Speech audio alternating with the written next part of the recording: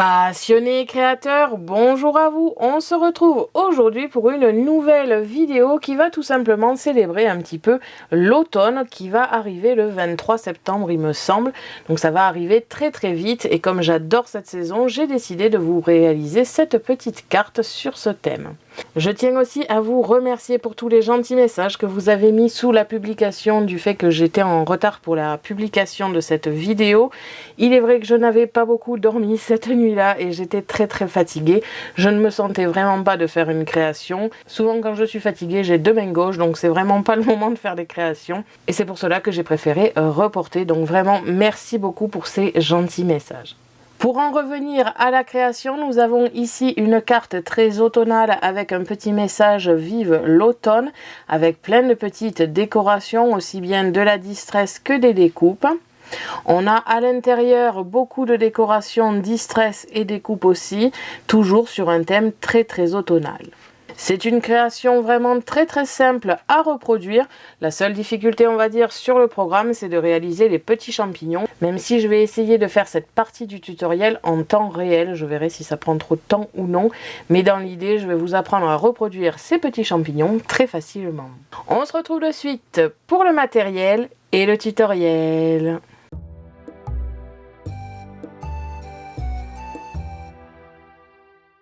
Pour cela, vous aurez besoin d'une pince pour les petits éléments, de strass comme d'habitude, de tampons et de blocs acryliques si vous en avez sur le thème de l'automne, ou alors, comme moi je n'en avais pas, des feuilles, des champignons ou ce genre de choses. Je n'avais personnellement aucun tampon ou stickers spécialement automnal.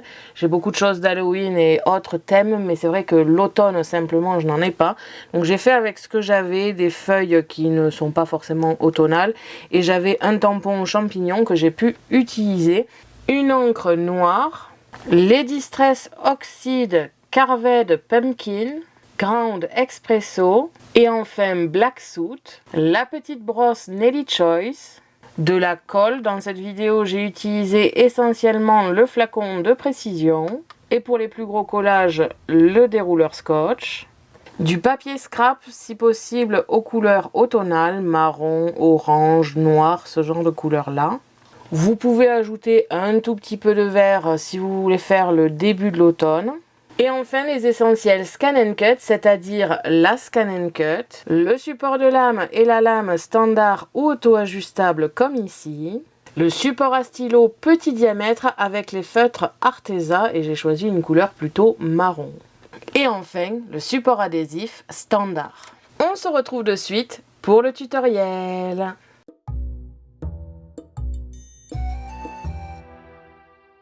On se retrouve comme d'habitude sur Canva Workspace, le programme de la Scan & Cut, pour dans un premier temps analyser le fichier d'aujourd'hui et dans un second temps apprendre à le reproduire.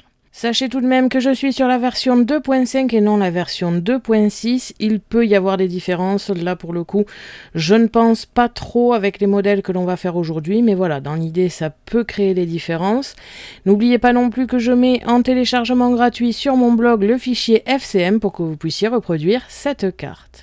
On a donc plusieurs éléments ici. Premièrement, la base avec un rectangle, tout ce qu'il y a des plus basiques. Ce sera une carte finalement une fois pliée, tout à fait traditionnelle de 10 cm par 15 cm. Nous avons ici deux papiers texte, le papier de devant, tout un tas de décorations qui vont constituer ici des champignons, même si ceux-là sont un peu différents et on va en parler juste après. Et enfin, tout simplement, deux découpes similaires. La première ici à découper et aussi à tracer avec le texte « Vive l'automne ». Et le second qui est exactement le même motif que celui d'au-dessus. C'est juste une découpe qui va tout simplement me servir à masquer pour pouvoir utiliser les Distress Oxide. Bien évidemment, je ne l'ai pas précisé dans le reste de la vidéo, mais ce papier, je vais le garder. Je l'utilise aujourd'hui, mais je vais aussi le garder dans mon tiroir avec les Distress pour l'utiliser si jamais ce genre de découpe m'intéresse.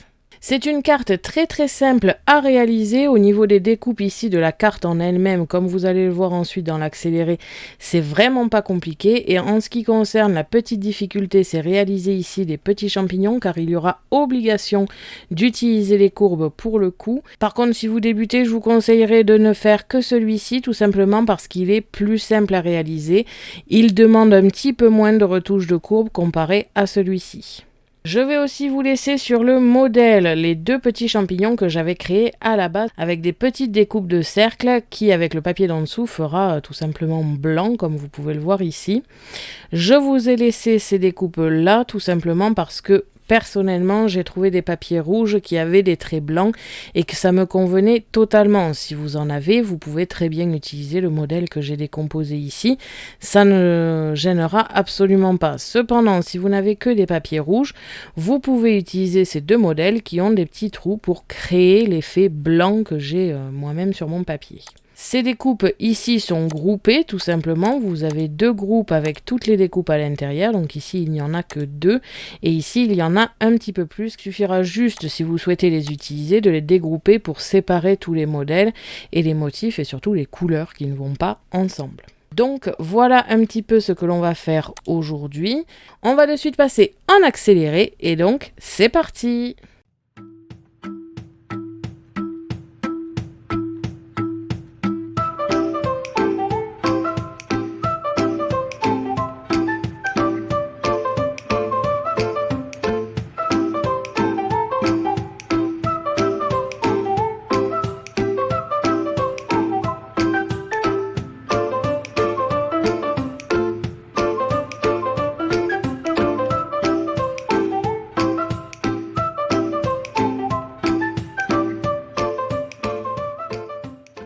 Nous allons donc réaliser ces champignons ici, ces deux modèles relativement simples. On va d'abord commencer par le premier car il y a simplement deux parties comme vous pouvez le voir et surtout c'est le modèle le plus simple en termes de travail sur les courbes.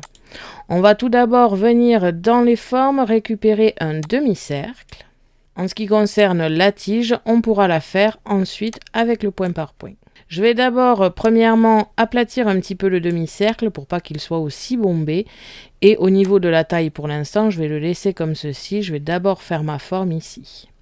Je vais donc double-cliquer pour afficher les points de contrôle et faire en sorte que la ligne du bas soit en bleu clair comme ici.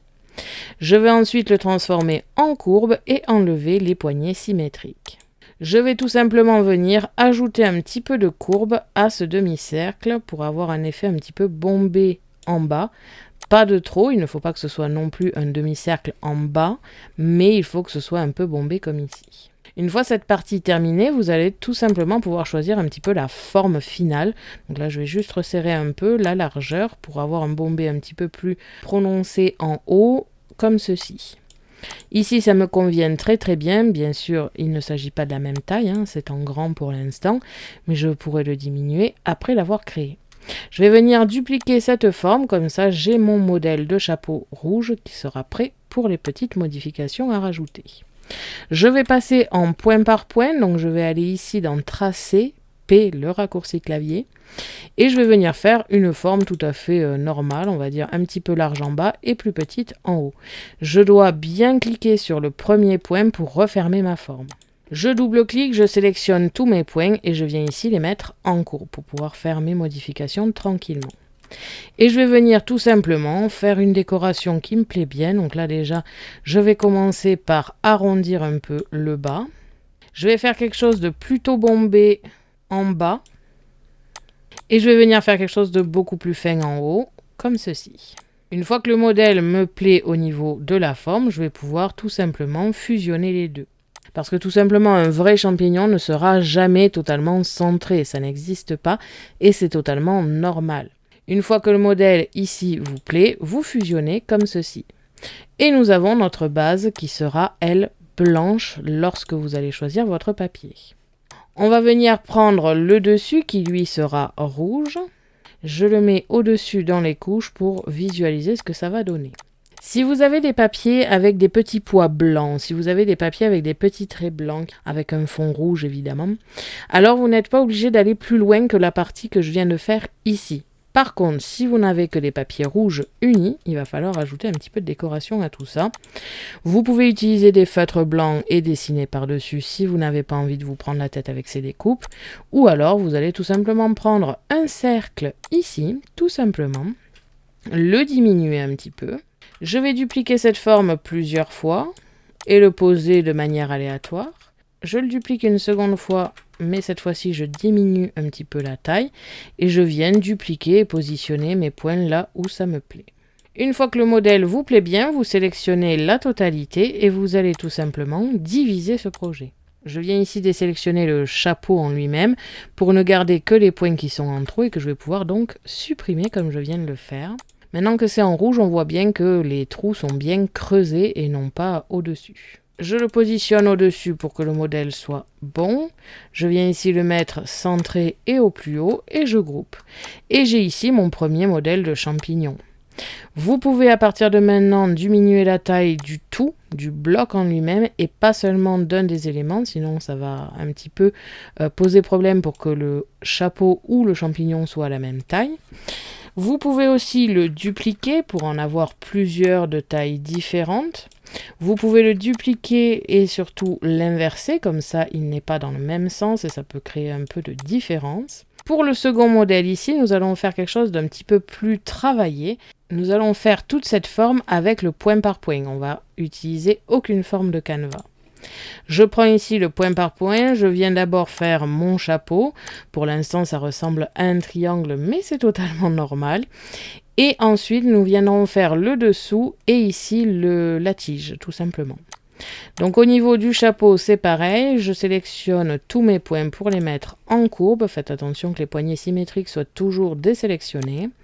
Et je vais venir tout simplement faire mes formes comme ça me plaît, tout simplement. Je vais rajouter des points si j'en ressens le besoin.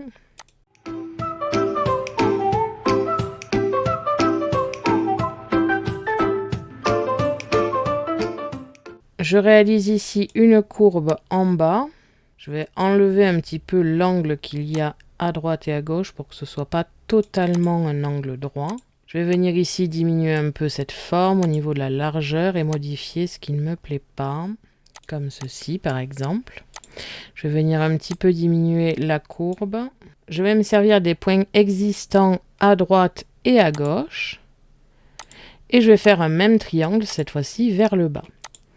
Je supprime le point du triangle ici et je viens faire des courbes.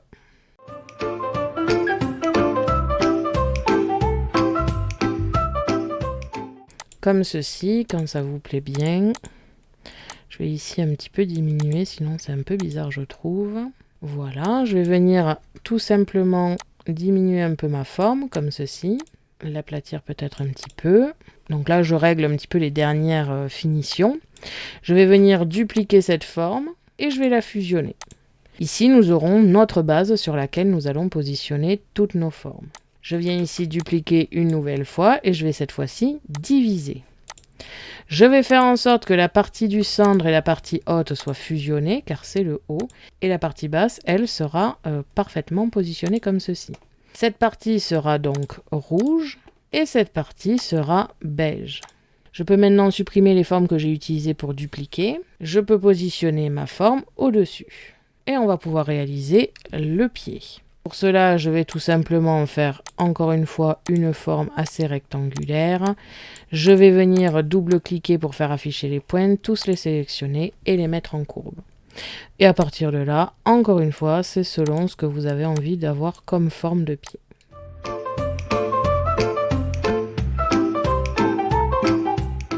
Cette partie-là sera quant à elle blanche et sera positionnée en dessous du rouge et au-dessus du beige. Une fois que le tout vous plaît, vous pouvez grouper. Encore une fois, c'est la même règle. Si vous avez des papiers avec des petits points, alors vous pouvez utiliser ce modèle. Sinon, vous le dupliquez. Vous séparez tous les groupes pour n'avoir que la partie rouge, comme ceci. Vous venez prendre des petits cercles et faire ce genre de décoration.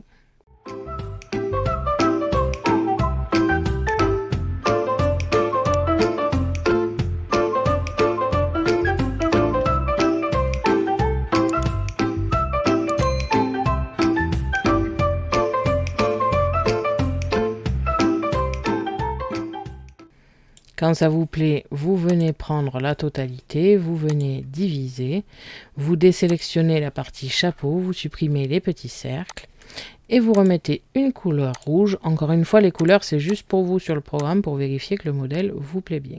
Ce n'est pas beaucoup plus compliqué finalement que celui-ci, c'est juste que ça demande de suite d'utiliser le point par point et il n'y a pas une base certaine avec une forme déjà de canevas.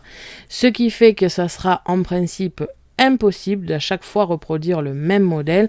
Comme vous pouvez le voir moi ici, j'ai réalisé un peu le même style de forme, mais ce n'est pas du tout la même. Quand vous avez terminé la reproduction de ce modèle, il vous suffit d'aller dans Fichier, exporter, transférer le fichier en FCM et vous choisissez ici votre moyen de transfert. Personnellement, je vais choisir via Internet, mais bien sûr, vous utilisez le moyen de transfert que vous préférez. On va de suite pouvoir se retrouver sur la Scan & Cut pour les découpes.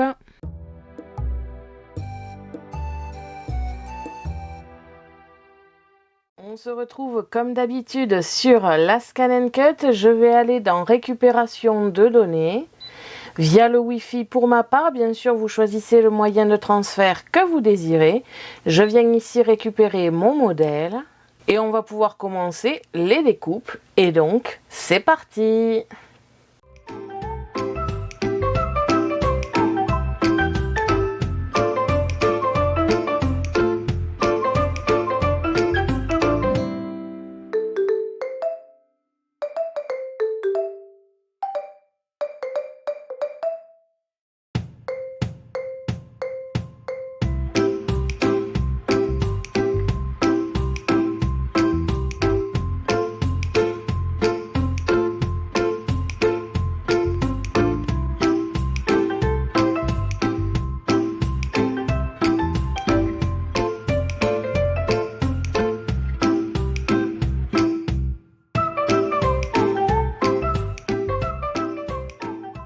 Quand vous avez terminé les découpes, faites attention aux petits champignons ici, aux découpes des champignons, tout simplement parce qu'il y a des toutes petites parties et vous pourriez facilement les perdre. Donc faites un petit peu attention à ça et on va de suite pouvoir passer au montage et à la décoration.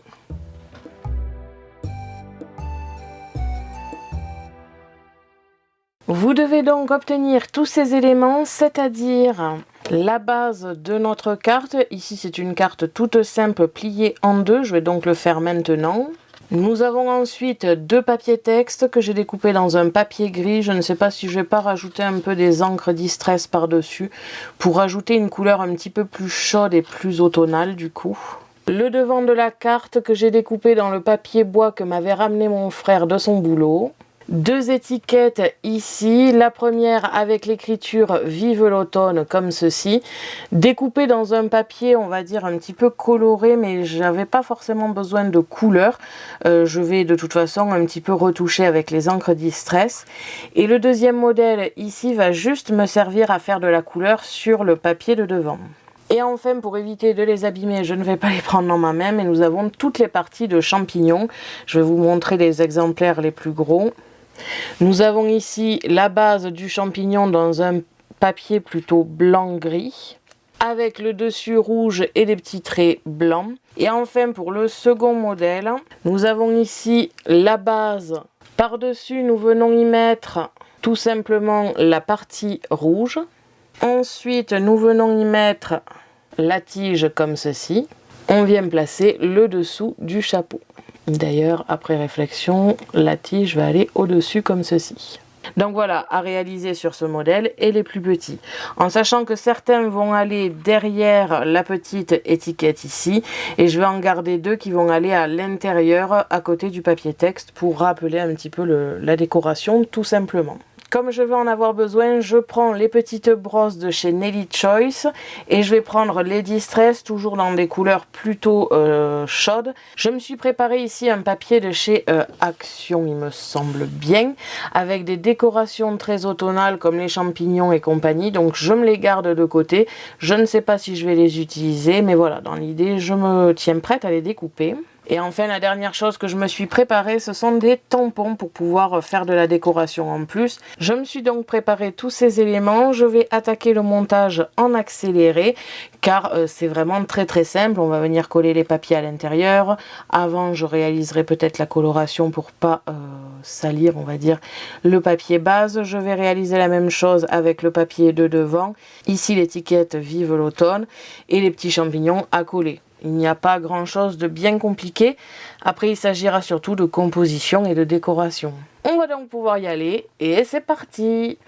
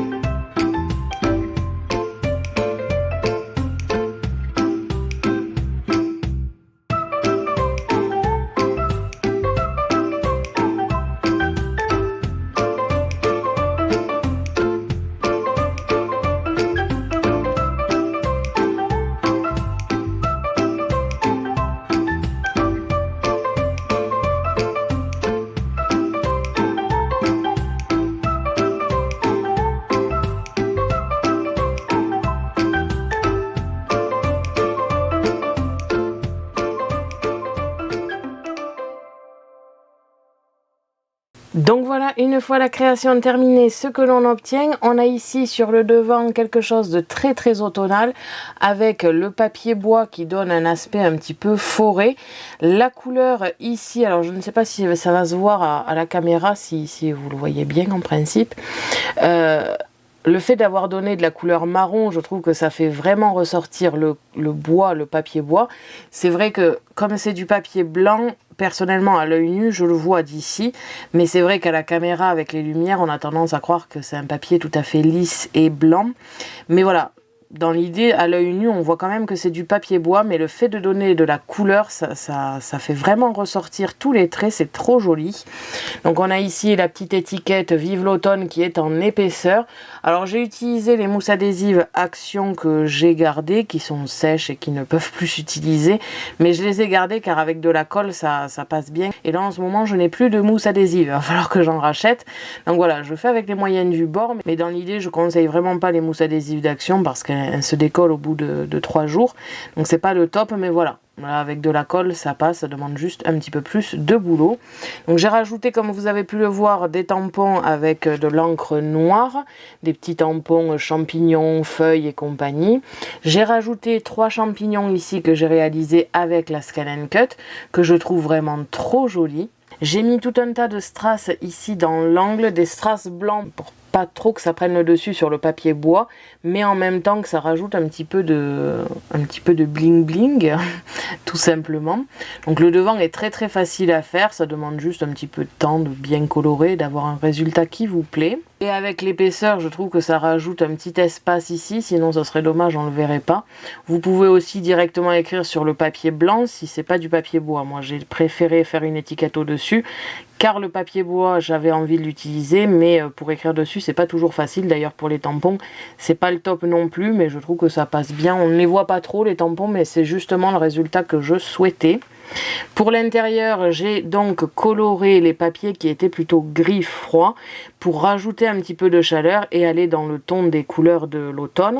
J'ai rajouté ici encore une fois des tampons noirs, des petits strass et enfin 2 petits champignons dans les angles ici. J'aime beaucoup cette création d'automne. Après il faut dire aussi que l'automne et l'hiver sont mes saisons préférées, tout simplement parce que j'adore les couleurs de l'automne. Je trouve ça trop joli quand les arbres deviennent un petit peu marron, rougeâtre et toute cette couleur là j'aime beaucoup. Et l'hiver pour l'ambiance et Noël et ce genre de choses. Mais voilà, les créations d'automne et d'hiver sont mes créations préférées. Ce tutoriel est maintenant terminé et j'espère que cette carte vous aura plu.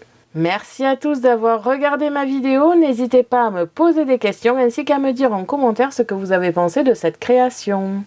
Je vous invite à me suivre sur mon blog ainsi que mes réseaux sociaux que vous pouvez retrouver dans la description de la vidéo. À la prochaine pour de nouvelles